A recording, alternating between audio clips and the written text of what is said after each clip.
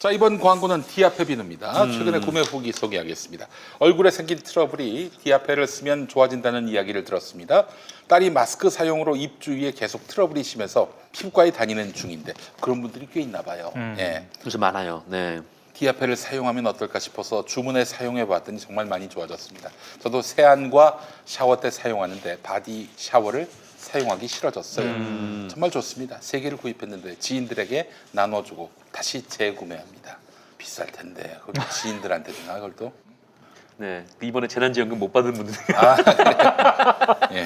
못 받는 분인가 봅니다. 자, 디아페비누의 특징은 정제된 유황을 원료로 합니다. 유황의 효과로 피부 세정 그리고 건성 피부에 정말 효과적입니다. 거기에 제주도산 마유 오일을 사용해서 보습 효과도 정말 뛰어납니다. 또한 피부 건강에 이로운 성분들이 포함된 어성초를 원료로 사용하는데 단순 천연 재료가 아닌 발효 숙성시킨 한방 재료를 사용해서 더욱 피부에 좋습니다. 6주 동안 발효 숙성시켰어요. 요즘처럼 아침엔 서늘하고 낮에는 무더워지는 일교차가 매우 큰 시기에는 특히 좋습니다.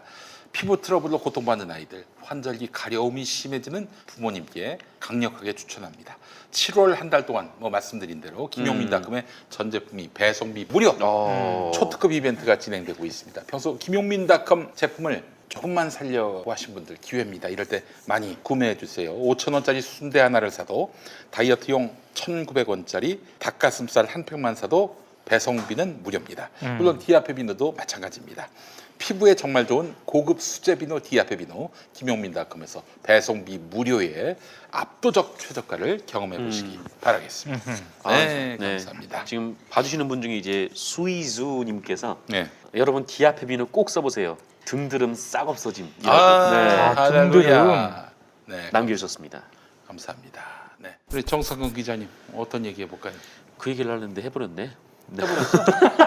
집에 갈까 그냥? 집에 갈까? 그래서 하나가 더 준비가 돼 있는데 강진구 선배 얘기. 아이고 네. 그래요. 해야 됩니다. 이 얘기는 꼭. 좀 할까 하는데 강진구 선배 페이스북 보니까 이 경향신문이 강진구 기자에 대한 인사 발령을 낸 모양이에요. 이게 디지털 뉴스 편집부라는 이런 부서로 가신 모양인데, 그러니까 내근하는 업무이고 이제 기사를 쓰는 것보다는 이제 기사를 편집하고 이제 올리는 그쪽 업무. 그러니까 속보 경쟁하고 네. 포털에 이제 예를 들어서 어떤 모든 취재 현장에서 그걸 다 카바리지를 해가지고 바로바로 실시간 속보로 쓸 수는 없잖아요. 그러니까 그렇죠. 그냥 어디 현장에 가지 않고 내근직 편집국에 앉아가지고 야 이슈 터졌다 기사 써라. 그걸 담당하는 일을 하는 게 아닌가. 근데 예전에는 이제 실검 뜨면 이제 기사 썼던 그렇지. 네, 그 팀. 근데 그거일 수도 있고 지금 보니까 편집팀이라고 하는 거 보니까 편집팀도 기사를 쓰지요. 편집팀도 그거는 기사를 쓰긴 쓰는데 네. 현장 취재 기자들보다는 확 비율이 줄긴 하죠. 그렇지. 근데 이게 네. 뭐 디지털 뉴스 편집부라고 그러니까 그 하는 거 보니까 경향신문에서 그 디지털 뉴스부 편집부라고 하는 게 정확하게 어떤 롤이 주어져 있는지가 일단 모르겠어요.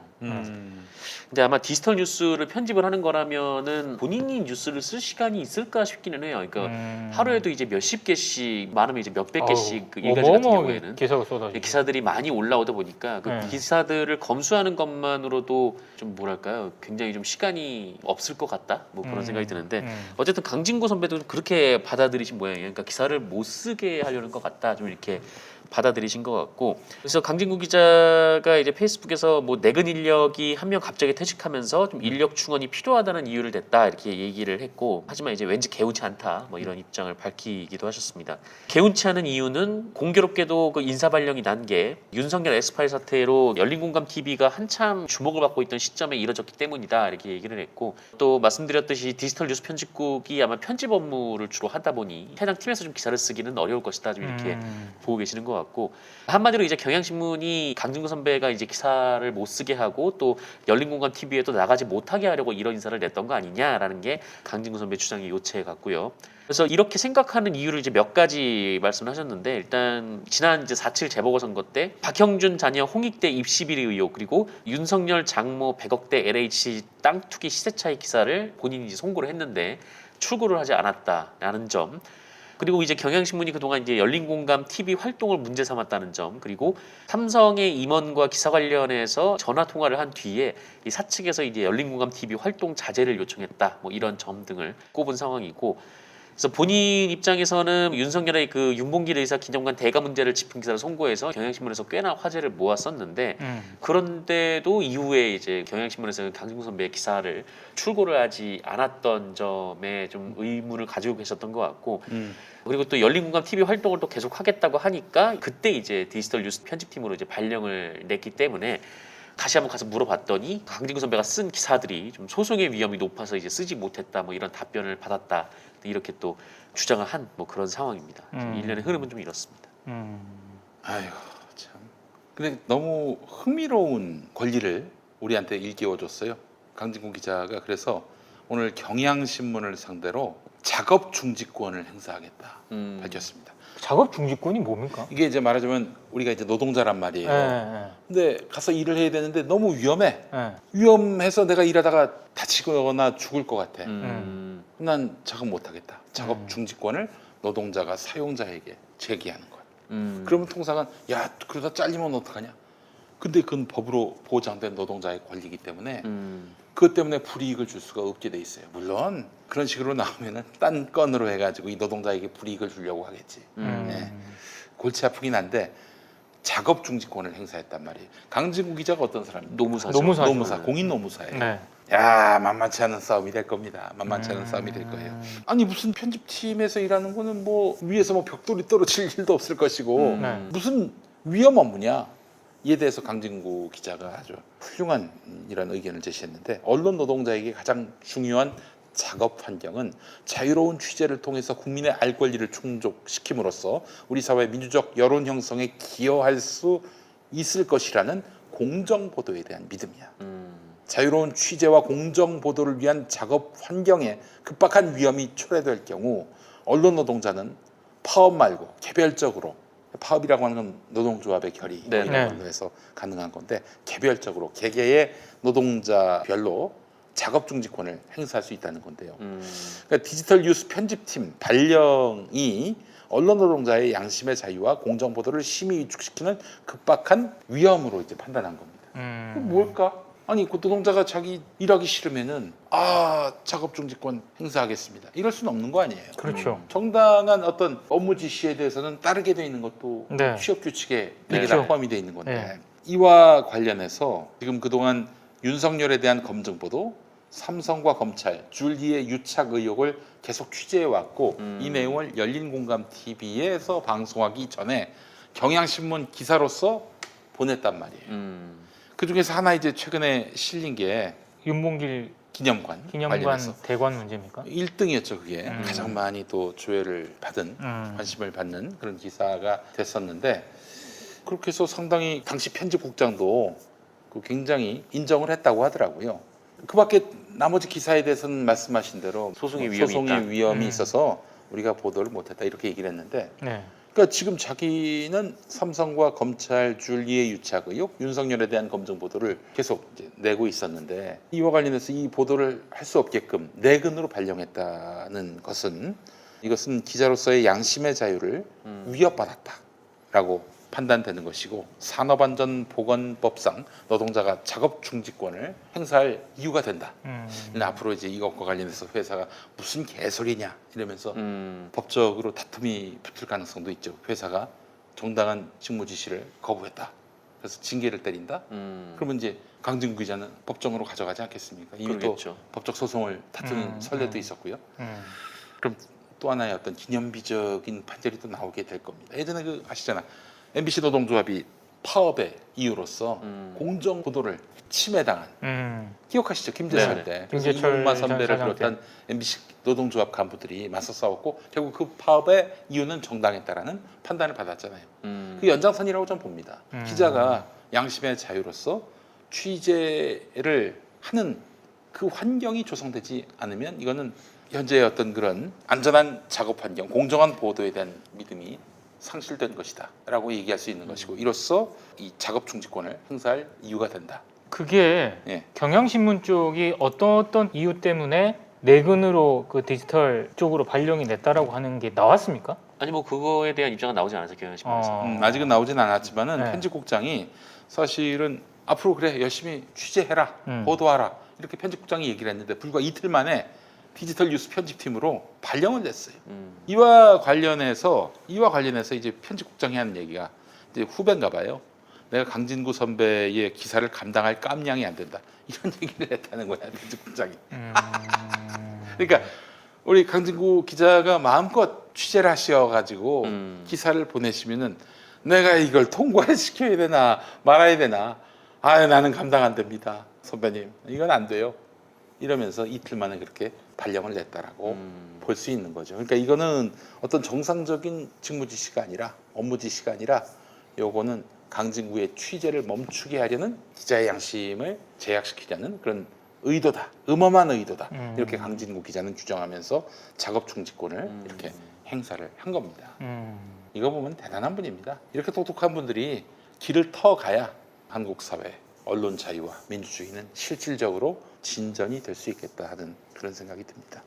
그나저나 지금 또 열린공감TV가 오늘 또 특종을 보도하고 있는데 우리 유지 김건희 여사, 줄리 김건희 여사의 각종 논문을 파헤친 논문이요? 논문.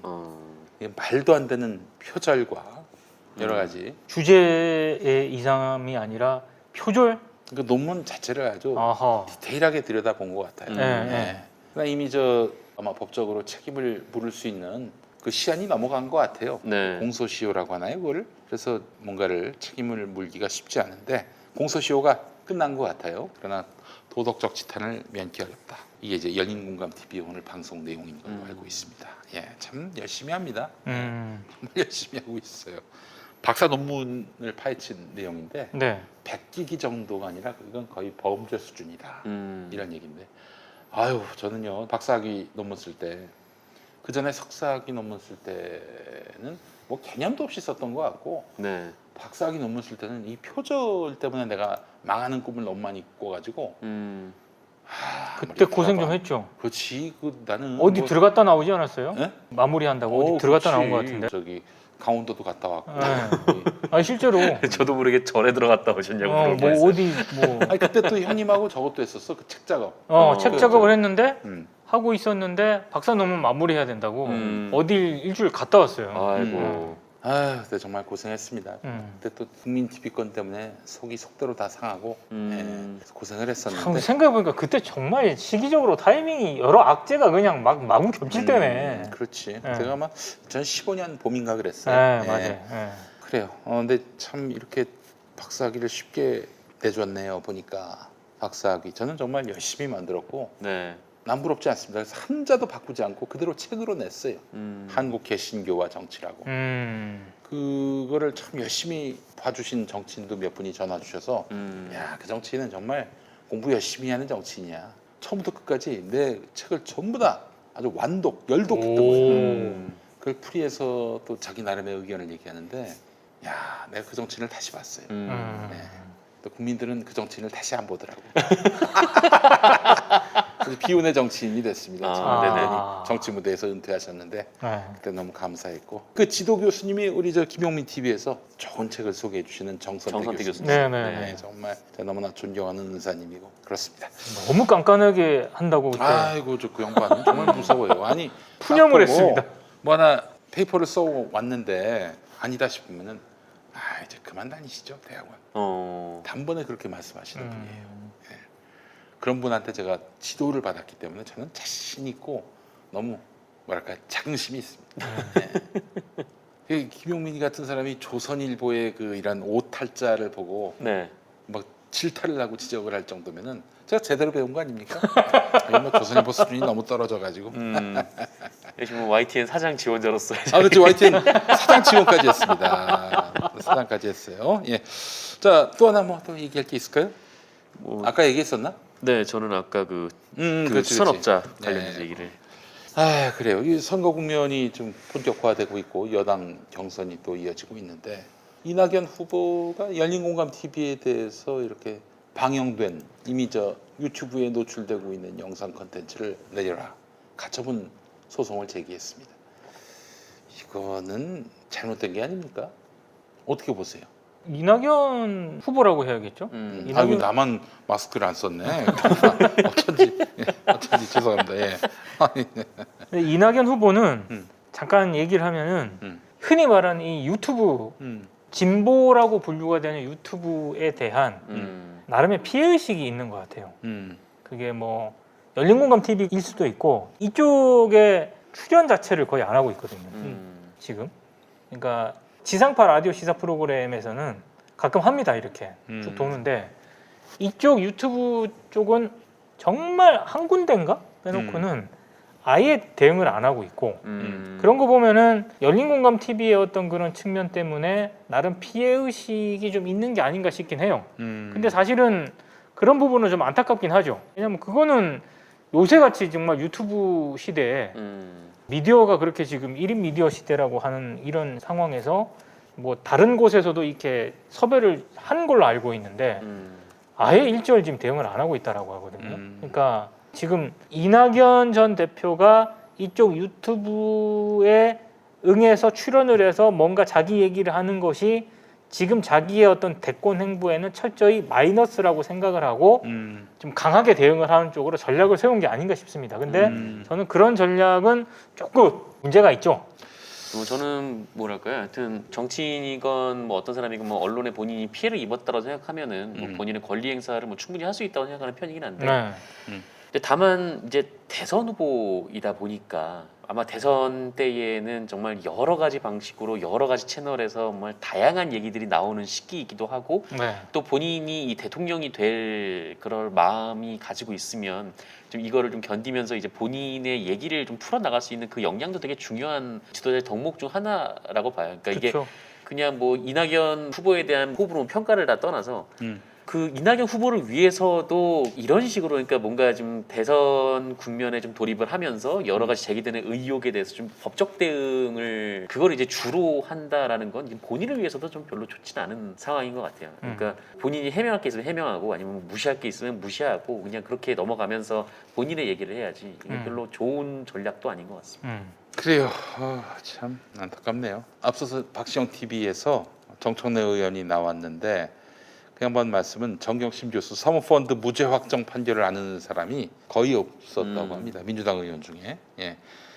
대부분의 그 의원들이 조중동만 보니까 김경률을 그래도 여권에게 쓴소리 하는 사람 정도로 알았다고 하는 거예요.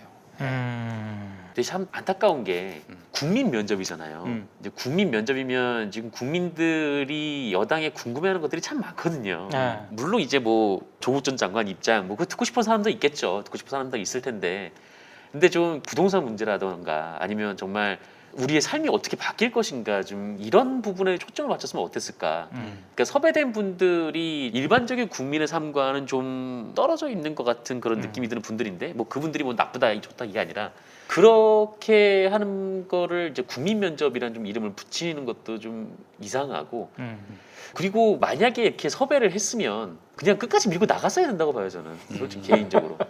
애초에 섭외를 한 거 자체가 너무 이상한데 그 섭외를 해놓고 다시 또 취소를 한다는 것 자체가 뭐라고 할까요? 좀 안 좋은 이미지만 더 형성이 될 것 같은 좀 그런 생각이 있어서 참 너무 안타깝습니다. 왜 처음부터 그렇게 섭외를 했을까? 뭐 그런 생각들도 뭐 들고. 저는 이번에 보니까 무슨 국민 면접단 200명은 누가 선정했습니까? 모르겠습니다. 대선기획단, 경선기획단에서 하지 않았을까요? 뭐 모든 게 다 이렇게 뭐 좀 베일에 가려져 있고 속 시원한 게 없어요. 아니 그리고 또 하나 좀 더 궁금한 게 공천 때 총선 후보 공천 때 공천관리단, 공천관리위원회, 공천심사위원회. 공천관리심사위원회. 근데 그건 누가 그 위원회의 위원으로 선임하는 권한을 갖습니까? 아니 거기서 컷오프를 한 거 아니에요? 맞죠? 그 총선 출마 지원자들이 거기서 생사 여탈이 결정됩니다. 누가 그 권한을 줬어요, 그 사람들한테? 아니 그리고 거기에 또 출마한 의원이 있습니다. 그 사람은 어떻게 컷오프를 해요? 그 사람은 어떻게 낙천을 시켜요? 웃기잖아. 이해 당사자가 왜 거기 들어가 있어? 그러니까 이런 식으로 당이 알아서 한다는 미명 아래 너무나 막대한 권한을 그렇게 함부로 부여하고 있어요. 그걸 부여한 사람들이 당원들이고 지지자들일 텐데 그들의 마음에 이렇게 좀 상처를 주어가면서 모욕감을 주어가면서 누가 그런 권한을 줬습니까? 그리고 기본적으로 김경률 씨 같은 경우에는 추미애 장관을 2번이나 고발했다. 한 번은 개인, 또 한 번은 자기가 이끄는 단체 이름으로. 그러면 고발인과 피고발인입니다. 추미애와 김경률. 그런데 거기서 그렇게 대담을 나누게 해요. 면접을 봅니까?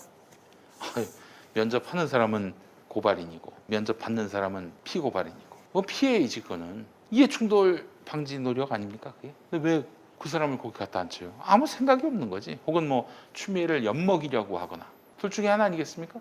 정말 우리가 생각하는 것 이상으로 조선일보를 너무 과대평가한다고 말씀드렸잖아요. 네. 우리가 생각한 것 이상으로 지금 민주당 의원들을 너무 우리가 과대평가하는 과대평가한 측면이 있는 것 같아요. 그것도 너무 과찬을 한 것 같아요. 민주당 후보니까 무조건 밀어줘야 된다. 막 그러면서 막 열심히 후원하고 열심히 또 선거운동 도와주고 그랬는데 알고 봤더니 쓰레기들이 너무 많은 거야. 최백은 교수 같은 경우에는 한 90%는 날려야 한다. 속가내야 한다. 이런 얘기를 하더라고요. 그 말이 맞는 것 같습니다. 김용민이처럼 스스로 속가낼 생각은 없나들? 아 스스로 스스로 속한. 스스로 속갔지. 내가 스스로 탈당했고 스스로 지역위원장직 내려놨으니까. 나는 애초부터 선거 끝나고 바로 하려고 그랬더니 또 지역 당원들과 또 어떤 분의 그 간절한 요청 때문에 1년 동안은 제가 그냥 있었습니다. 그다음에 아무 권한도 행사한 바 없어요. 심지어는 그게 대선이 있었는데 대선 위원장이면 당연직으로 할 수 있는 거 아니야. 그렇죠. 그것도 행사하지 않았어요. 대선 끝날 때까지 문재인 후보하고 동선도 같이 한 적이 없습니다. 문 후보님, 나 서울 노원갑 지역위원장입니다. 이러지도 않았어. 피해 다녔어. 홍해다 사진 한 방 같이 찍힐까 봐. 그 정도 염치는 좀 있어줘야 되는 거 아니까 나만 갖고 있었던 것 같아서 참 너무 안타깝고 그렇습니다. 예, 제가 작년에 여름 때 비가 많이 올 때 네. KBS가 사옥 근처에서 호우 소식을 전하는 걸 갖고 얼마나 시비를 많이 걸었습니까? 아하. 캡처와 함께 지도와 함께. 근데 어제 오늘 KBS가 사옥으로부터 정말 먼 곳, 심지어 전북, 전주 방송총국은 남원까지 갔어요. 네. KBS가 저한테 표창장을 주시길 바랍니다. 표창장 같은 거 받지 마세요. 표창장 받지 말까요? 맞지 마. 알겠습니다. 마무리할까요? 네. 오늘 저 함께해 주신 여러분 감사하고 다음 주에 또 뵙도록 하겠습니다. 우리 정상근 기자님, 민동기 기자님 수고하셨습니다. 고생하셨습니다. 수고하셨습니다. 고생하셨습니다. 네.